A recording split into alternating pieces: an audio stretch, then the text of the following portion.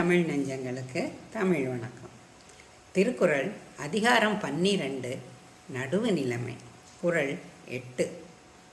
சமன் செய்து சீர்தூக்கும் கோல் போல் அமைந்தோருவால் கோடாமை சான்றோர்க்கு அணி. முன்னே தான் சமமாக இருந்து பின்பு பொருளை சீர்தூக்கும் துலாக்கோல் போல் அமைந்து ஒரு பக்கமாக சாயாமல் நடுவு நிலைமை போற்றுவது சான்றோர்க்கு அழகாகும். சமன் செய்து சீர்தூக்கும் கோல் போல் அமைந்தோருவால் கோடாமை சான்றோர்க்கு அணி. Just like a balanced scale, the beauty of great men is not to incline to one side, but to remain impartial to both the sides.